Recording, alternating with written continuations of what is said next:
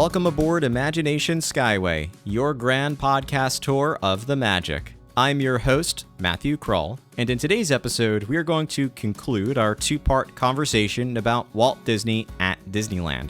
If you missed our last episode of the show, I strongly encourage you to first listen back to part 1, where we shared some initial stories about Walt Disney's impact at Disneyland. In today's episode, we are going to conclude our discussion about Walt, including his inspiration for starting Disneyland, his impact on its development and changes, his work with Imagineers and Disney executives, his thoughts about Disneyland as a business, and his legacy decades later. As I mentioned in our last episode, when it comes to Disney, there might be no other topic quite as emotional or inspirational as talking about Walt himself. And I sincerely hope that you enjoy this, what I hope you'll find to be incredibly reverential, close to our conversation about the man who started it all. At the end of the show, we'll return to Imagination Central, where I'll share ways in which you can stay connected with Imagination Skyway, how you can discuss this topic with others, and how you can help support and inspire the future of this show, and our new podcast, Imagination Skyway News. Please remain seated, keep your hands and arms inside the podcast at all times, and enjoy your grand circle tour aboard Imagination Skyway.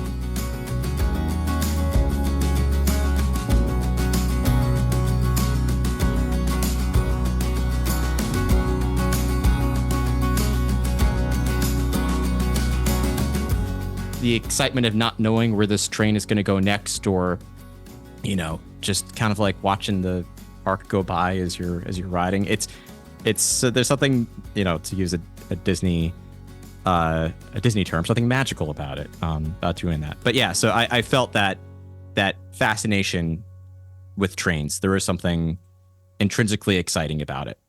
Yeah. Before we leave, please go. Oh, there's an elegance in its simplicity. Like, yes. It doesn't need to be a lot. Yes. Before we leave the train subject, one of my before we disembark. before we leave, I don't know if you've done an episode. I don't think I've seen it on. You probably have. I don't know about Big Thunder. I haven't yet. Okay, it turned into one of my absolute favorite historical episodes I've ever done, and the journey. And I'm like, there's more lore on this attraction, I swear, than any. But we talk about the trains. It's literally a train. Oh yeah. But before that, you have the Rainbow Caverns mine train, still a train, and then the idea of this is like a Walt moment of, this was one of his favorite parts. He loved, Frontierland, and he loved showing it off to people and, VIPs when they would come to the parks. And that was so simple, right? You have live animals, which is so weird that there was so many live animals in the park.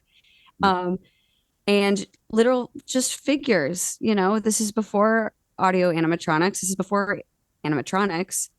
You just have here is a fox, and that was enough. And I understand technology has changed, but sometimes, like you said, there's so much beauty in the simplicity. I like looking for those little pieces throughout Disneyland. Oh, what's still here? What was here that was created in 1950? 1950s, 1955, 1956. I think that's probably why we're still talking about the subject. Why there's such a fascination, maybe it's just me projecting, with Living with the Land, because that's a very simple attraction. You get on a boat, you see some simple stuff, a waterfall, some, not the most advanced audio animatronic figures of wild buffalo, there's a chicken, there's a dog, and then you go through a greenhouse. Yeah, but it's just so enjoyable. You just kind of watch the day go by and lose yourself in that. So anyway, there's so much to go with there, and I want to go to Philander, but Kelly, you prompted a thought of mine that I'm going to get to next. But Philander, what do you want to jump to? I'm going back to Kelly mentioned earlier about obviously we're talking about Walt being the genius, but of course he made mistakes. Yes, he did. Yeah, he made mistakes, and I always all the best people do. Yeah, of course you did. You can't bat 1,000 all the time. And I like bringing up his mistakes with people because Disney, as a company, has done a fantastic job of showcasing Walt, but it's more so about like the figure than the man in most cases. So I like to spend a lot of time talking about the husband, the father, the brother, because those are the simple things that sometimes gets lost. And sometimes that goes down to just the tiny mistakes that he made, even in building Disneyland. And the one that I always love talking about is Fowler's Harbor, which is great because that's him having the foresight of hiring Admiral Joe to help him with Disneyland, because this is such a massive undertaking, and I more so than just drawing a picture of a park and then it just appears there. Like, you need someone to rein in this, for lack of a better term, the insanity of building this thing in a year. But also, I love Alice Harbor because, Joe is trying to tell Walt, like, we need to build a place to fix your Mark Twain. Like, it can't just sit there. Like, this is the thing that's going to be here, which of course is still here now. It turns 69 with the park this July, but we need to build a place to fix it. It has to dry dock if you want it to last forever. And I love his exact quote, which I'm going to slightly alter because Walt puts not the best word in there, so I'm going to say dang instead. But he says, by the time Joe gets through with that dang ditch, we won't have any money left, which I like. I can like almost hear him say that. But, Walt didn't want it, but Joe is telling him we have to make this or the Mark Twain will fall apart, and it won't take long for it to fall apart. But I like that Walt was like, no. Joe's like, yes, we need it. So Walt, of course, concedes, and Walt eventually, of course, realizes the value and importance of having the Mark Twain dry dock. And I love this because even right now, currently, the Mark Twain is in dry dock, where they just replaced the paddle wheel and it's getting a new paint job and it's beautiful. But so that one I had to bring up because one, of course, Walt made mistakes, but having these genius level talents around him to help guide his wild dreams that he had, but also just the logistics that he would not have any concept or thought of. Of course you need a place to fix the Mark Twain, and you can't do it while it's sitting in the water. So you got to get underneath it and whatnot. But I love that Walt was so against it, so against it, but conceded. And we have that. And the fact that it's named Fowler's Harbor by Walt for Joe is just a fun little nod. But I like that. Yeah, even the most genius level people have to have a great staff of people surrounding them to help guide that dream. Yeah, it's true. That is definitely a fun story. And I mean, because of Joe, we got the Utilidors over at the Walt Disney World too. So you're right. It was definitely genius to bring him on board. There was a lot that came about that, but I want to jump back to Kelly talking about live animals. Because there was one attraction that didn't get live animals that Walt wanted live animals at, which was the Jungle Cruise. And there's a lot of fun stories about the development of the Jungle Cruise. I mean, literally driving through the Jungle Cruise.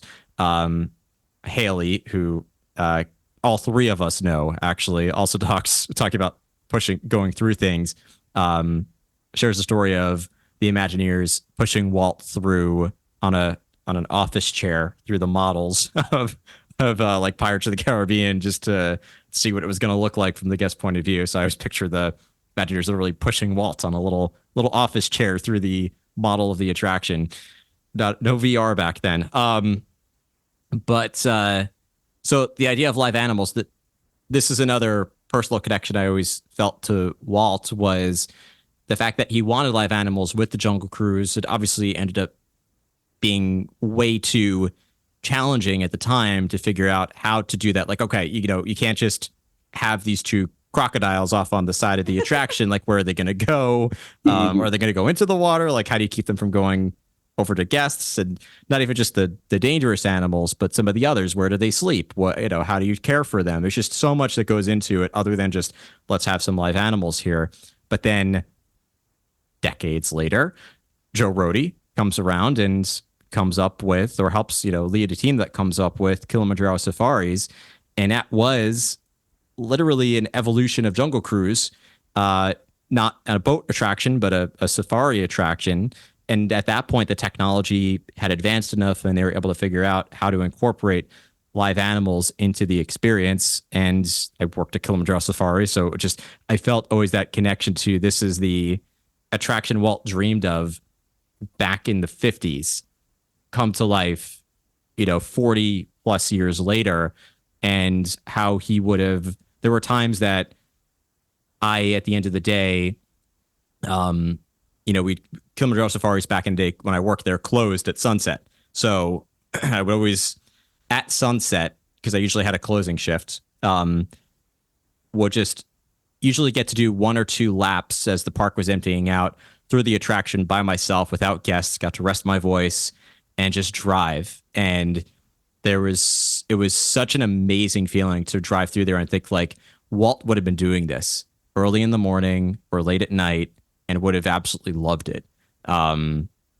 So that story about him wanting live animals in the parks, now we have Animal Kingdom, is just, personally for me, like I get goosebumps thinking about it whenever I was operating the attraction. But he was, the moral here is like how far beyond his time he was, wanting to incorporate, like 4D effects into, it's like smell-o-vision into theaters. And now we have that with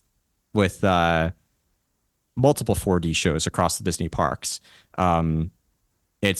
So that was one that I had to make sure I shared when Kelly mentioned live animals, was the idea for Jungle Cruise originally wanting to have live animals there, and how that ended up being Kilimanjaro Safaris.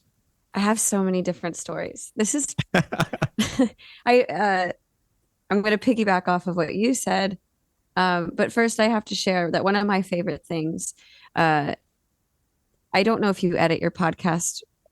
You might. I usually don't, but. Uh-oh. Well, then. Well, but I will if I have to now. Some of my favorite things are always things that Walt said that are a product of his time, but like in how he would describe things to people. And one of my favorites is him describing the 7 dwarves in Snow White. I remember this one. It being like, you have Sleepy. He's always sleepy. And then you have Grumpy, the woman hater. Thank goodness that didn't make it in anywhere. But Snow White makes me think of dark rides. And as you were talking about, we go to seeing the evolution of the parks. And I think that those are the little things that how we see Walt today and how we see the genius Imagineers and the evolution that we've gotten into now. And Cosmic Rewind, I got off and I started crying, which is probably a weird reaction. But I was like, I am getting to see technology advanced into what the original dark rides, what he wanted to do was show you a movie, but in like physically. And like literally all the dark rides are just a movie. And then unfortunately he didn't get to see it, but the Doom Buggy, now I am forcing your perspective. You can't look over here or over there. You have to look in the direction I'm telling you to understand the movie and the story. Now we have Cosmic Rewind, where we are literally on a Doom Buggy that is a roller coaster, forcing my perspective and where to look. And I just think with each step, I can't even imagine where we're going to go, and just seeing where we've come. I mean, you think of, we launched a rocket just a little after inventing a plane. In the theme park world, we're getting to see so much evolution. There is a lot. That's the technology has been incredible to follow. And obviously, like Walt wanted these attractions and was always pushing technology. And I love that Imagineers continue that tradition of pushing the technology in a meaningful direction that's designed to immerse guests in that storytelling. And it's omni-coaster or storytelling coaster, as Disney likes to describe it, because it fulfills that purpose. I have, I think, just a couple stories left. Obviously, I can bounce around for any direction you all want to go, but I'm getting down to the last couple on my list. But Philander, it's been a little while since we heard a story from you about Walt. Meaning like 5 minutes. It's not been that long, but This has been great because everything that you both have been saying has connected in some small way to the stories that I've gotten. Even this next one, which I'm like, oh, great, this is such an awesome bridging, is Walt developing things and coming with ideas that there wasn't even the technology to support it. And I love that Kelly ended up bringing up Cosmic Rewind because that is such a thing that you almost could believe that he would have thought of back then, but just the technology of the time period could not support it. Because that made me think of how Cosmic Rewind is just a more advanced version of Space Mountain, but that Walt had the idea for Space Mountain almost 10 years prior to it being developed for Magic Kingdom. Because those earliest John Hinch drawings of Space Mountain go back to Walt's time, but him having that idea for it, but just the technology of the time not being able to support an idea and it being just tabled until the future, and now we can build this thing. But to think so far off that visionary aspect of his mind that can imagine these fascinating things that just could not exist at all, but that we get to now create them. And I think often about how what he would be so fascinated by if he were able to come back and see these things now. Everyone makes such an effort about our attractions that have been here forever, the nostalgia associated with things like, Peter Pan's Flight and things like that. But if he were to come back, he would be so enamored with, the joke that we have with colleagues of mine is that he probably wouldn't care for the fact that we're still running a lot of the same things that he had when he was alive. He's like, we love Peter Pan's Flight, but he's like, these boats don't really fly now. Like like he would assume that maybe they would be far more advanced, but we would tell him like, no, Walt, we love these things. We love them because they're classic. But he would be so enamored with, Flight of Passage and Cosmic Rewind and Cars Land and, Rise of Resistance. That would be where so much of his focus was, where we could say, Walt, look at what we can do. Look at the money that we have now to play with. Look at the technology that's available. And I love that. So many of these things that are coming now are just concepts that he had already, even if they weren't made publicly, he of course probably dreamed about these things, about how far you can push technology and ideas to create these concepts of, like Kelly said, like riding through stories, create them in a physical manner where you get to experience them more than just sitting in a movie theater or watching them on a television screen.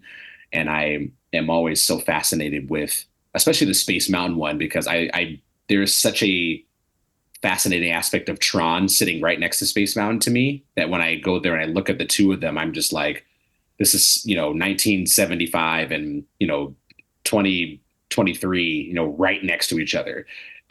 This, and I know obviously logistically they had to go next to each other for obvious reasons, but there's such a fascinating aspect of that.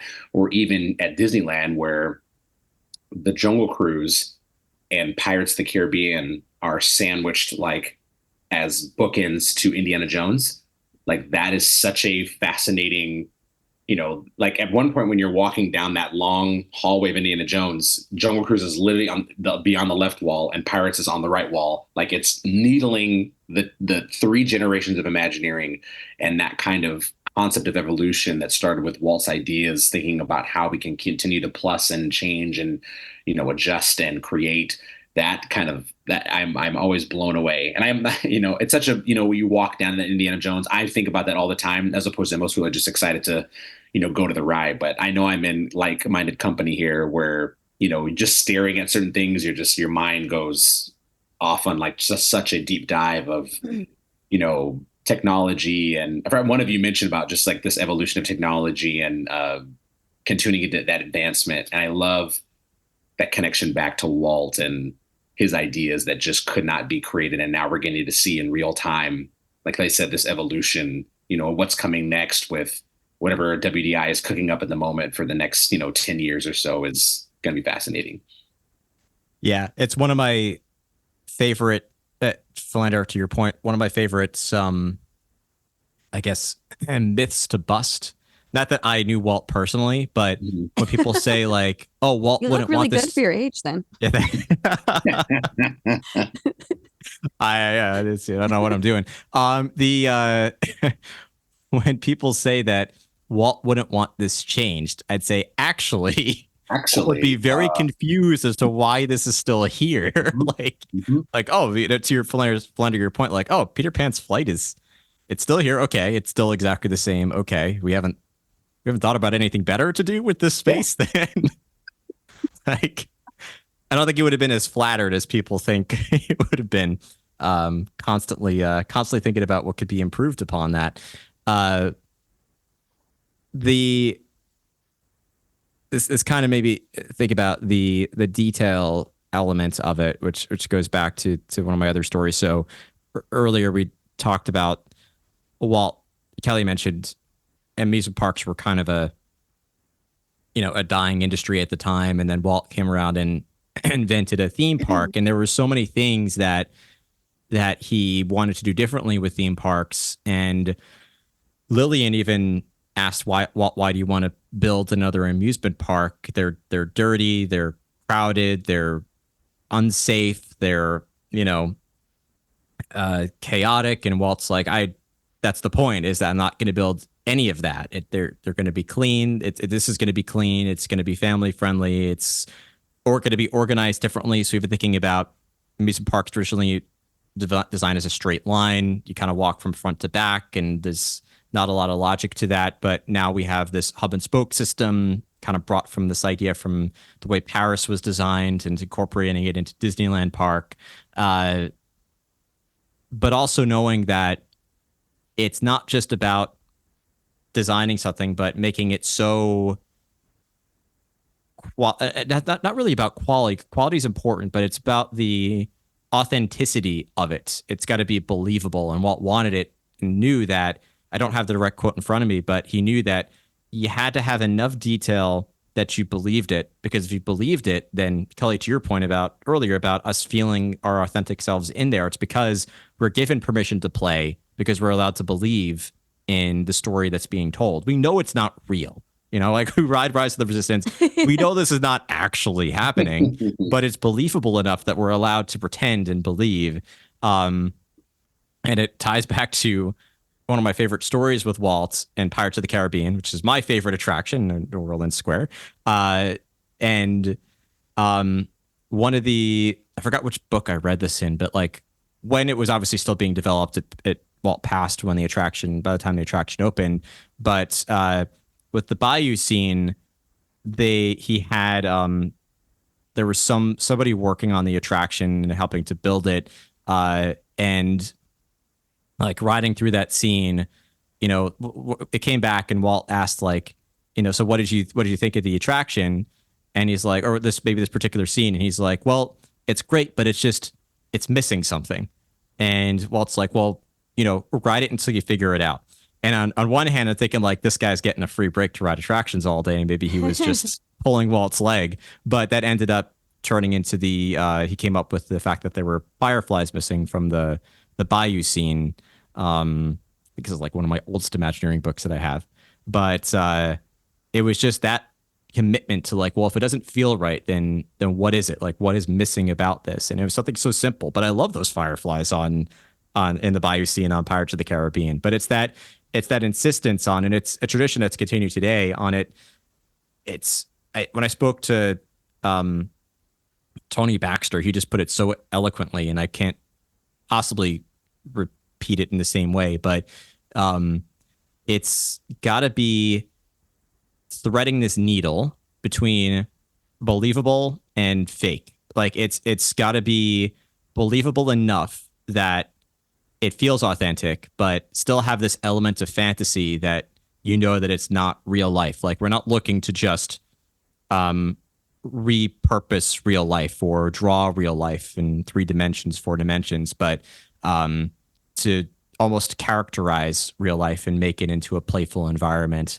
He talked about that with Frontierland and Disneyland Paris, that it's not a direct carbon copy of the American Southwest. They didn't just find something and almost like a scenic painting, just put it here in Disneyland Paris, but it draws from elements of what the French think of when they think about the American Southwest. that has some elements of realism, but even the rock color is not quite right. Like there's something about it that's still romantic and fantastic and not exactly real.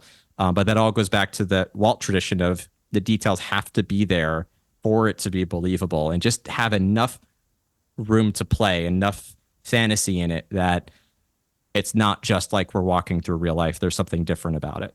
So yeah, I like that element of Walt's line of thinking. Perfect. Showed up in his movies too.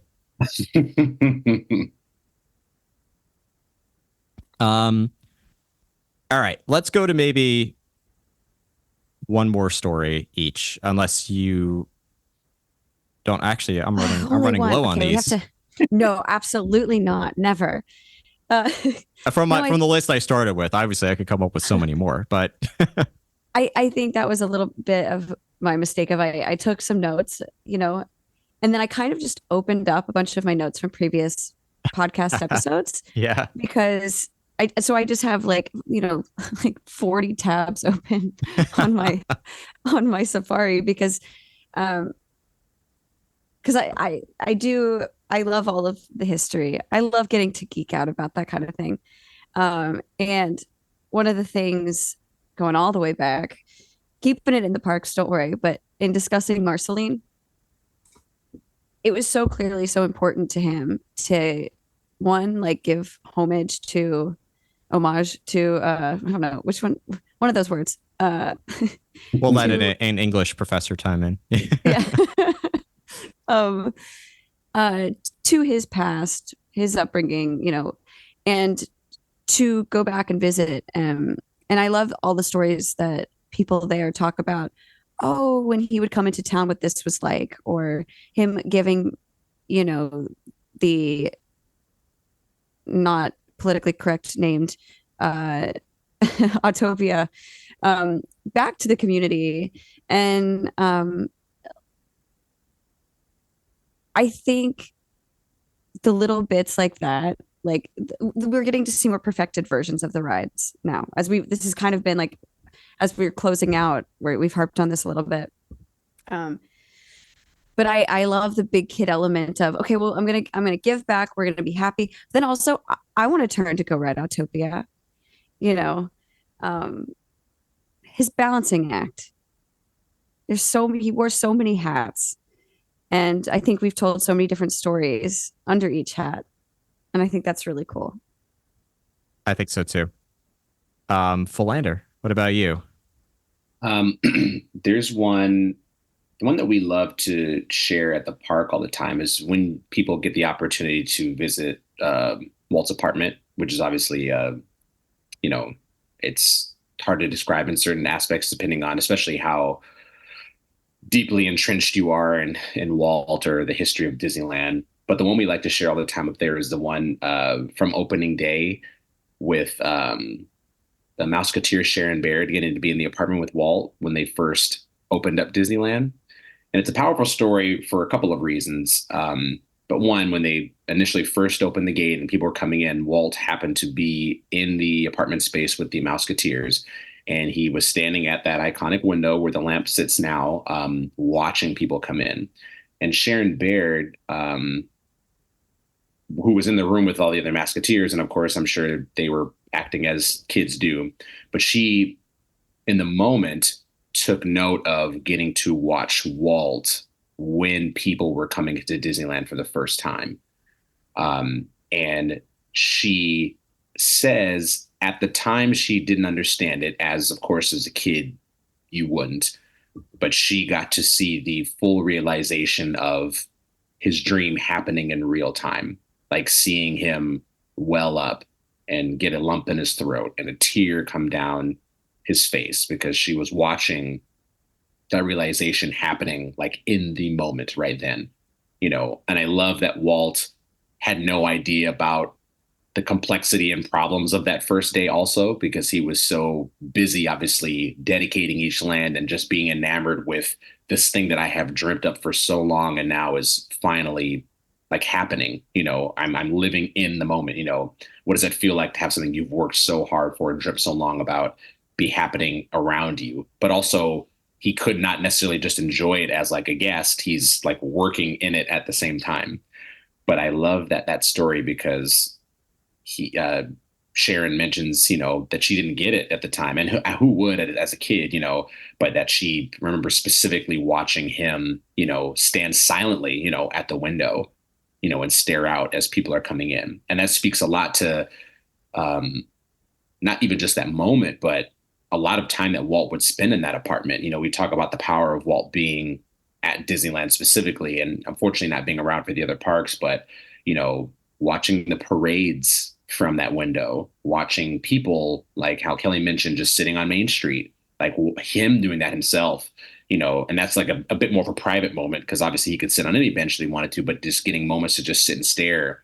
He could see the train from that window, the train pull into Main Street, watch the flag ceremony from up there. We know how patriotic Walt was, like how many incredible moments or just moments of levity that he experienced in there, not only just Disneyland opening, but just seeing it living and breathing, like the thing that he speaks so much about, just it actively existing and growing, evolving, changing, there's such a power in that. I know we speak a ton about just, the lamp and, Walt, this is the personification of him being here all the time, but not as much focus is put on what it would feel like for him to actually be there. There's so much like, Walt used to live in Disneyland, like that there's obviously a fun nature to that he had a little apartment, but what it must have felt like to him to look out that window and see that dream happening in like real time there and have it being an evolving thing as opposed to, let's say, an athlete training for like the Olympics. You train for so much of your life and then it happens and then it's over. Like he's watching it continuously happen every time he's up there. Every day the gates open and these people come in and I'm watching them enjoy themselves, but also the park is changing and adjusting. I think about that often, even more so than the fact that he just, he slept up there, which is cool. There was obviously a practical reason for that, but the realization of the dream from Sharon Baird's story, but also just the opposite moments, the other moments that are just watching this thing happening, happening over and over and over again. And there's so much power in that. There's a lot of power in that. And it's that idea of Disney being in the world of dream and wish fulfillment, and that it started with his own personal dreams, his own personal wishes. To kind of tie this into my last thought, could I call it a thought? It's not really a story, but my last thought or story is that yes, Walt was always in this business of showing people how to make their dreams come true by example and through stories. But the one thing I always admired about Walt, or one of the many things I always admired about Walt, is the fact that he was never done. So it started from the very beginning. It just started with shorts. Like this whole business. Think about how shorts are still part of the business today, but they all started with it just started with animated shorts. That's exactly how this business started. And then that wasn't enough, and he wasn't done, and it went to movies. Animated movies, and then he still wasn't done and went to live action movies, and he still wasn't done and went to Disneyland. And I know a lot of, it kind of obviously then ties into Walt Disney World being this final vision. He still wasn't done. And he talked about bringing that theme of making mistakes or not always knowing what the right thing to do was. And one of the big mistakes he made with Disneyland that we still experience when we go to Disneyland is there's not enough space at Disneyland to fill everything that he could possibly think of. And obviously Disneyland is still trying to figure that out with Disneyland Forward and everything else. But then that famous story of purchasing all this land, literally a city size for Walt Disney World, because Walt wanted to build a city. I know a lot of Disney purists especially are still wish that Epcot was an actual city. The interesting thing is that, people forget that Walt Disney World actually is a city. Like they think about it from the blueprint drawing perspective of Epcot is not what it was supposed to be, but the elements of Walt Disney World incorporate elements from Epcot. The transportation, there's literally monorail transportation to get you from place to place. People can live at Walt Disney World. And I'm not just talking about Golden Oak. I know you're like, yeah, I'm going to save up my millions to stay at Golden Oak. But for a while, Celebration was officially part of Disney property, and that was sort of a utopian. Is it not anymore? I've heard it's not. I went, and it is very. It feels like a Stepford Wives movie or something. It's but I thought it was still. I didn't know. I could be wrong. I have to go back and fact check myself. So maybe it is still a part of it. But either way, it's like that at one point at least was, if it's not still today, was people could live on Disney property. The municipalities, that was all thought of with originating back to Walt Disney. So still, Walt Disney World has these elements of Epcot that people, again, are thinking about that city of the future from a very like visual aesthetic sort of way, but it really is in so many ways what Walt had intended it to be as a sort of fully functioning city. But Walt was really never done, because after Disneyland, he wanted this Walt Disney World and this city. And literally, one of the stories I learned from a VIP tour guide at Walt Disney World is for the Keys of the Kingdom tour, which I highly recommend that everybody does at Walt Disney World at least once. You have to be 16 to do it, but make sure you do it if you are. Is that he was literally on his, in his final moments with Roy, talking about the future and what to do with Walt Disney World, using the map, the ceiling tiles as a blueprint and map to trying to draw out what Walt Disney World was going to be. And the part that gives me chills, and that I wish that people would think about more, is that they think that somehow when Walt Disney passed, he's gone. His work is done. But Walt Disney is still not done, because when he passed that torch to Roy took the keys at that point and tasked the Imagineers with building Walt Disney World. And every generation of Imagineers since has continued that legacy that all started with Walt. And so even though Walt is gone, he's still not done. And there's still so much that he's continuing to develop through the continued legacy that he started, that started with those animated shorts, built into designing a city of tomorrow, and was constantly thinking about how to make the world better. And what an amazing legacy to continue to pass forward. So I like to remind people that Walt he's still here. He still has his fingerprint. It's not the today versus Walt's time. It's the evolution and continuation of where he started. So that's just something I hope people continue to remember, is that Walt is still here. He's just here in a different way and continuing to think about what's next. So yeah, that was my last story. Love that, the today versus Walt's time. Yeah. It's the quote as you walk under the bridge, right? Where it's the past, it's the present, it's the future. That's not the quote, but you know what I mean. Yes. Like it's we're watching in a real time. And I'd like to just say that I think the best parts of the Epcot idea have made their way through. And I think that the parts that maybe weren't so great, stayed as an idea. And I love that. Yeah.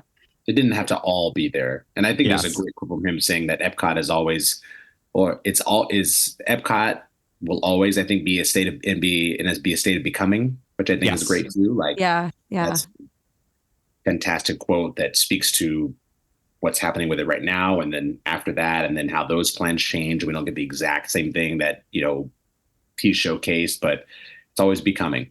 And I think that speaks to not only what Matt said, but just that continued notion of evolution. For sure. So on that note, I'm going to have one final question for you both, but I want to first make sure people know where to go. Philander, you've been on the show a number of times, but it's always good to remind people, where can people go to follow you and get some amazing Disney history, by the way, that's in my inbox on Instagram every Monday, thanks to you. For me, it's always, I hang around on Instagram. It's my name, Philander, and then C85. And Each Monday, I love to uncover some fun little nuggets that can be found at the Disneyland Resort that speak back to our history and or topical events. But I love it as a discussion. I do love showcasing things like that, especially the minutia that is connected to this company's history. I love it as a conversation too. Getting to chat about it is my favorite part because speaking. I mean, this is a perfect example of speaking with like-minded individuals who have a care and passion and to this company, and then all that it's done and all that it will do is great. Yeah, come see me if you want. You'll also see my daughter and a little of my life, but mainly the Disney stuff. We love seeing Ayla and your content too. Kelly, how about you? I also hang out on Instagram. I feel like a lot of us do. So, yeah, you can find me at Instagram at Washington Kelly, like how you would write your name on a standardized test, and at Slice of Disney, and then on TikTok at It's Kelly Washington. I'll make sure everything is linked in the description of this episode because that just makes life a whole lot easier. So I did promise one more question. So this is going to close this out. We're talking a lot about stories from Walt and how we wish we could have maybe, been there. So I want to actually go back to a theme that came up earlier that Philander brought up about what Walt would think today. I asked this question a lot, but I haven't actually asked it on the show before. So I started with Kelly last time first. I'll start with Philander first this time. If you could take Walt today to Disneyland, I'm going to focus on Disneyland. And take him, no, let's incorporate Walt Disney World too. Any Disney park. I'm totally changing my answer. If you could take Walt Disney to any Disney park in the world, to any Disney attraction, what is the first one you would bring him to? Such a good question. I ask that people all the time. The best part is that there's not a wrong answer to it. That's the best part of that question. It could literally be anything. Oh, it's such a good carousel. No, that's true. That's true. Man, I feel like it has to be, and I it's a little biased of an answer, because there's a part of me that really strongly wants him to see Haunted Mansion because it is my favorite, and he had a little bit of insight into it to see what they came up with, without him there to kind of finish it off. But I feel like I have to say, and that's part of my fandom as well, is Rise the Resistance, because it's such a culmination of so many ideas together. It's not just one thing, like it's many things. And it's, even if the concept of Star Wars as a IP may not be something that he would be obviously familiar with or necessarily taken to, that would be the part that I would be least concerned about him noticing. Because people make that like, Walt wouldn't like Star Wars and Disneyland. I'm like, okay, like how would you know that one? Like you mentioned, like how could you know him so well? But two, I wouldn't be taking him there because of the IP, is because of the way we storytell now. Like Rise of the Resistance is such a unique experience because it is a almost perfect 3-part act, and the amount of storytelling that goes into that experience, whether it be Star Wars or not, like that part is so inconsequential. It's the 3-part act that's associated with this developing story that places you so fully into, it. So it's not a passive experience. You are actively, engaging. The amount of pre-show that is in it that extends the narrative. I tell people all the time, you have attractions that, at most have a single pre-show. Like there's 3, like that's so much, story, to where when you finally get to the actual attraction itself, it's such a massive undertaking. And I would love for him to walk through that progression because he's starting to get there with little things with like, the Pirates Bayou at the beginning that sets up what eventually comes later, and the stretching room experience. Like he was already going in that direction, and Rise just acts like a topping off of his ideas, of starting the story of, because even Haunted Mansion, which Kelly, we're going to talk a lot about this attraction in the I am future, so excited. but stepping into the foyer, you're getting the storytelling there that then goes into the stretching room, which then goes to the hallway, and then like that is such a Rise is just an amalgamation of Pirates and Haunted Mansion as it is. But I would love for him to see that because IP or not, just that progression of technology, storytelling, and audio animatronics, just a 60 plus years of the WDI learning to create this overall experience. It's got to be that for me. Yeah, Philander stole my answer, but I knew he was going Your to. answer was too good, and it was like the way you worded it. I'm like, darn it. Well, I got to think of a new one now. So Kelly, I'll throw it over to you. I'll go to my not as advanced as Rise, because I do think Rise is like it's perfection in storytelling, like you said, and I think it's partially because of the real people too. Mm-hmm. I really think that there's something the human experience, and as my normal job is I'm an actor, so we went through a strike last year, and we had to do a lot of stuff with AI, and it is so hard because you cannot change the human experience, and I think that's one of the reasons Rise is so good. But I'm going to go against humans for my answer, I guess, and say Cars. I think that Cars Land and Radiator Springs Racers is like ultimate good ride. It's family friendly. It is so immersive, and you get a little bit of the speed. You get a little bit of the of the dark ride experience. You get a little bit of everything. And I just think it's really well done. That's a really good answer. I should have thought of. Now I'm second guessing what I'm going to say. Well, I already said Kilimanjaro Safaris. I'm not going to take that answer again because obviously it would be really cool. I would not want to go back to being a guide and have Walt Disney in the back of the truck judging how I was delivering the attraction, but it would be cool to sit next to him and just have him experience it with me. But I'll say over at that same park, not as good of an answer as either one of you, but I'll say Flight of Passage because it does the same thing. And we have all talked about at this point bringing him to an attraction that's based on content, stories he's never seen before. And obviously, like, he never saw Avatar. And a lot of people who ride that attraction have probably never seen Avatar. But it does not matter because the way that the story is told, you absolutely understand what's happening. You might not get the tech side of it, the sci-fi elements of the psionic amplification system, but who cares? It's again like enough to get you the authenticity, but still some wiggle room that it's still fantasy. Yeah, I think it would be really amazing for him to see how.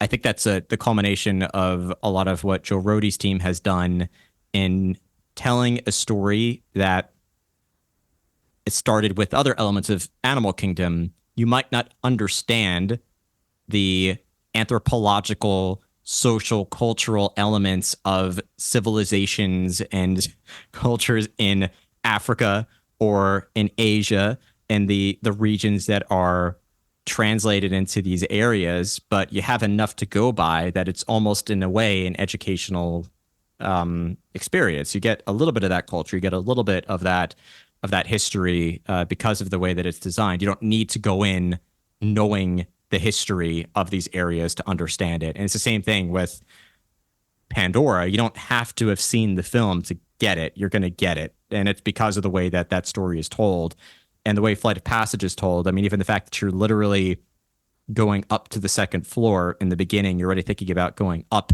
into the sky, looking up at the mountains above you. You're already being, primed for that idea of going up into something.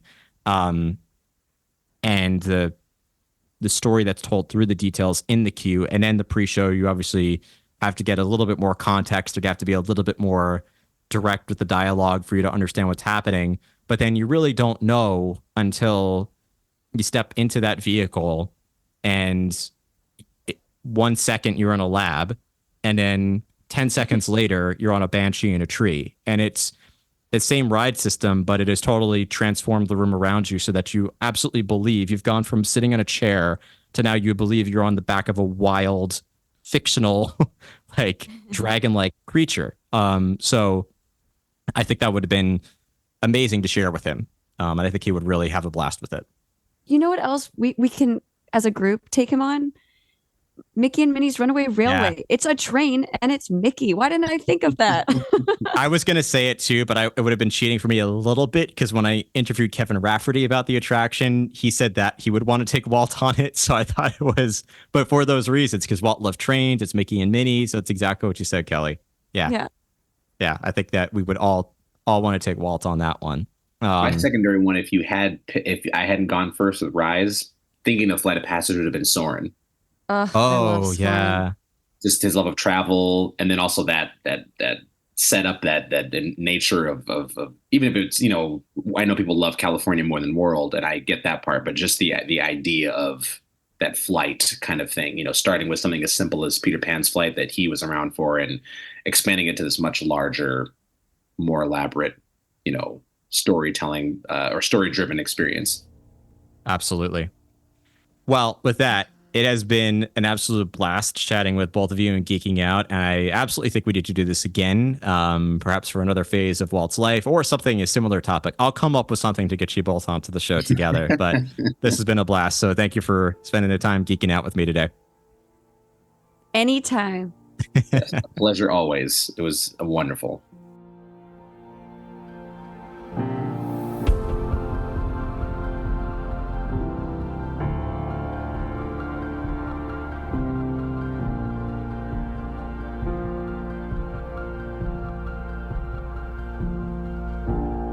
Welcome back to Imagination Central. As you disembark, please remember to remain fully seated until the podcast comes to a complete stop. Then gather your belongings and watch your head and step as you exit.